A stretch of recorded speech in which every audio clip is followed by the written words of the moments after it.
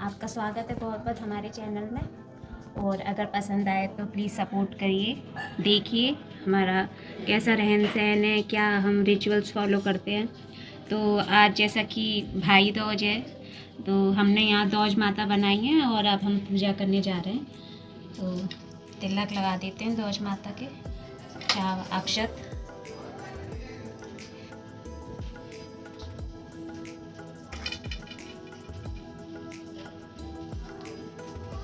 भोग अर्पण कर देते हैं।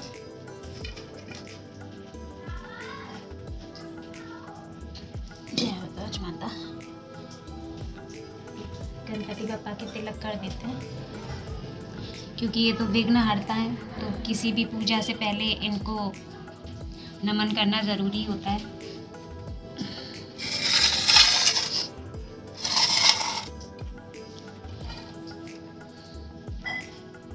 जल अर्पित कर दे भोग लगाने के बाद। जय व्रत की कहानी लेकर आए हैं। बहुत समय पहले की बात है। बूढ़ी माई थी जिनके एक बेटा और एक बेटी थी। बेटी की शादी हो चुकी थी। एक समय भाई दूज के त्योहार पर बेटी ने बहन के घर जाने का आग्रह किया तो बूढ़ी अम्मा ने कहा, बेटा तेरी बहन तो बड़ी कलिया है, हर समय लड़ती रहती है, तू उसके घर जाकर क्या करेगा। लेकिन बेटे के आग्रह करने पर बूढ़ी माई ने उसे बहन के घर जाने की अनुमति दे दी। भाई अपनी बहन से मिलने के लिए घर से निकलता है। रास्ते में उसे नदी मिलती है। नदी कहती है, मैं तेरा काल हूँ और तुझे डुबाऊंगी। तब भाई कहता है, मैं बहुत सालों बाद अपनी बहन से मिलने जा रहा हूँ, उससे मिलकर आने दो, वापस आते हुए तो मुझे डुबा देना। तो नदी मान जाती है और उसे रास्ता दे देती है। थोड़ा आगे बढ़ता है तो रास्ते में उसे एक सांप मिलता है। सांप कहता है, मैं तुझे डसूंगा। तो भाई फिर कहता है, पहले मुझे अपनी बहन से मिलकर भाई दूज का टीका लगवाने दो, फिर तुम मुझे डस लेना। सांप भी उसे रास्ता दे देता है। अब वह आगे बढ़ता है। आगे जंगल में उसे एक शेर मिलता है। शेर कहता है, मैं तुझे खाऊंगा। तो भाई उसे भी यही कहता है, मैं पहले अपनी बहन से मिलकर टीका लगवा लूं, फिर लौटते समय तुम मुझे खा लेना। शेर भी उसे रास्ता दे देता है। अब भाई बहन के घर पहुंचता है और आवाज लगाता है, देख बहन, 7 कोस दूर से तिलक कराने तेरा भाई आया है। बहन उस वक्त सूत काट रही होती है। तब उसका सूत बीच में ही टूट जाता है। यह मान्यता है कि यदि सूत काटते वक्त सूत बीच में ही टूट जाए तो जब तक सूत पुनः जुड़ नहीं जाता तब तक बोलते नहीं है। भाई बाहर से दोबारा आवाज लगाता है। भाई की आवाज सुन जब बहन जवाब नहीं देती तो भाई मन में सोचता है, मुझ गरीब से मेरी बहन बात नहीं करना चाहती। माँ शायद सही कहती थी, मुझे यहाँ आना ही नहीं चाहिए था। यह सोचकर वो वापस जाने लगता है। इतने में बहन का सूत दोबारा जुड़ जाता है और वो भाई को आवाज देती हुई उसकी तरफ दौड़ती है और उसे अपने जवाब ना देने का कारण बताती है।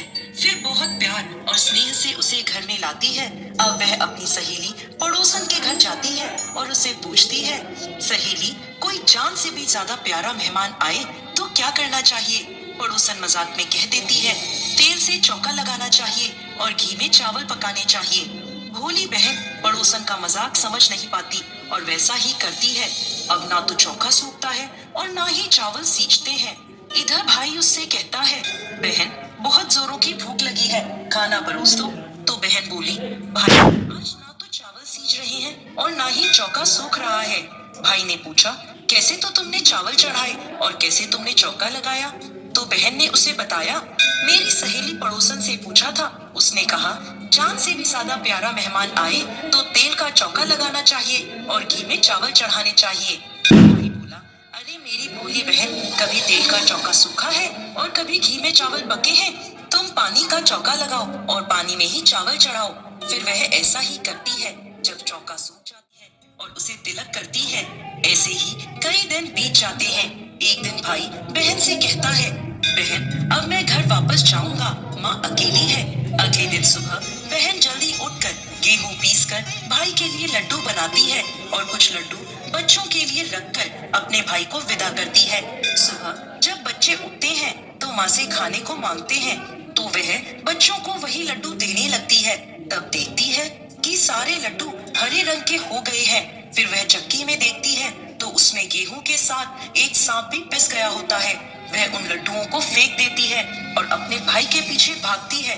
रास्ते में एक पेड़ के नीचे उसका भाई बैठा होता है। उसे देखकर भाई बोला, क्या हुआ बहन? तो वो पूछने लगी, मैंने तुम्हें लड्डू बांधे थे, वो कहाँ है? भाई बोला, तेरे लड्डू मैंने अभी खाए नहीं, पेड़ पर टंगे हैं। वो पेड़ से लड्डुओं को उतारती है और वहाँ गड्ढा कर उन लड्डुओं को गाड़ देती है। फिर अपने भाई को सारी बात बताती है। भाई बोला, बहन तूने एक बार तो मुझे बचा लिया, लेकिन मैं पीछे कईयों को साई देकर आया हूँ। और बहन को सारी बात बताता है। वह दोनों वहाँ बैठे बात कर ही रहे होते हैं कि बहन भाई से पानी मांगती है। भाई बोला, थोड़ी दूर एक तालाब है, वहाँ से मैं अभी पानी लेकर आता हूँ। बहन बोली, मैं खुद ही जाकर पी लेती हूँ और वापस आती हूँ।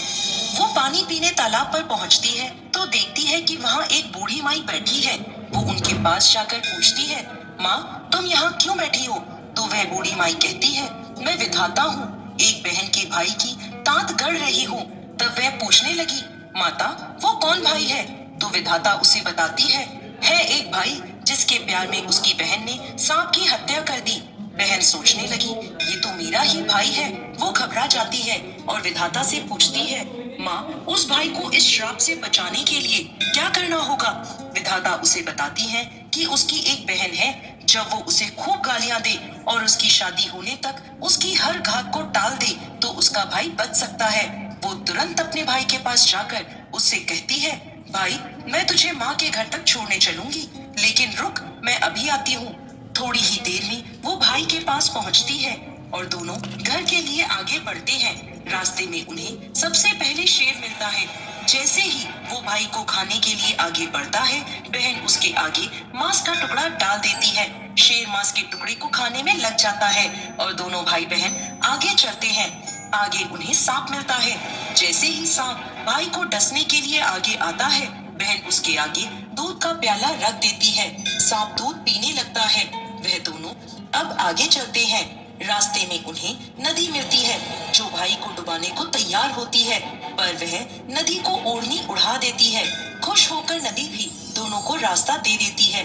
अब वह दोनों आगे बढ़ते हैं और अपने घर पहुंचते हैं। बेटी को देख माँ खुश हो जाती है, पर बहन उसी समय भाई को गाली देने लगती है। माँ बेटे से बोली, तू इस कलिया बहन को क्यों ले आया? तब भाई बोला, माँ बहन तो बहुत अच्छी थी, पता नहीं घर आते ही इसे क्या हो गया। कुछ ही दिनों में भाई का रिश्ता आता है तो सब कहते हैं बहन पागल तो है पर भाग्यवान है। पर जब ससुराल वाले सगाई की मिठाई लाते हैं तो बहन कहती है, इसकी मिठाई क्यों बांटते हो, पहले मेरी बांटो। कई बड़े बुजुर्ग बोले, इसे भी भाई के साथ सगाई में बिठा दो। सगाई शुरू होती है तो वहाँ आग लग जाती है। बहन को तो पता ही था कि उसके भाई की घात है। उसने तुरंत ही वो आग।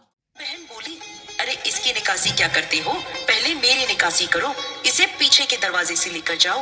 बहन के इतना कहते ही आगे का दरवाजा टूटकर गिर जाता है। सब कहते हैं भले ही बहन कलिया है पर बराबर भाई की जान बचा रही है। जब भाई फेरों में बैठता है तो फिर बहन कहती है, इसकी जगह मैं फेरों में बैठूंगी।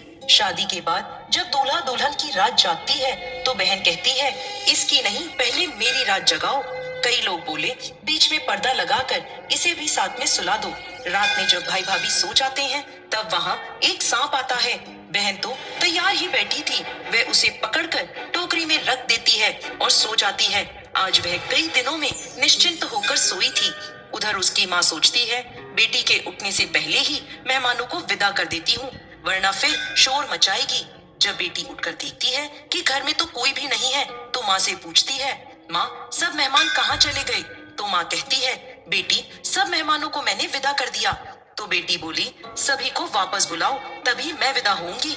उसके कहने के अनुसार माँ सभी मेहमानों को वापस बुलाती है। तब वह माँ से बोली, माँ आज के दिन के लिए ही मैं पालने में पूत और चूल्हे पर दूध छोड़कर आई थी और पागल हो गई थी। मेरे इस भाई पर 7 घात थी जो टालने के लिए मैं ऐसा कर रही थी। उसकी यह बात सुनकर माँ और भाई खुश हो जाते हैं और सबसे पहले अपनी बेटी को विदा करते हैं। उसके बाद ही सभी मेहमानों को विदा करते हैं। इस दिन के बाद से ही हर बहन अपने भाई की लंबी उम्र की कामना से भाई दूज का त्योहार मनाने लगी और साथ ही यह कथा सुनने लगी।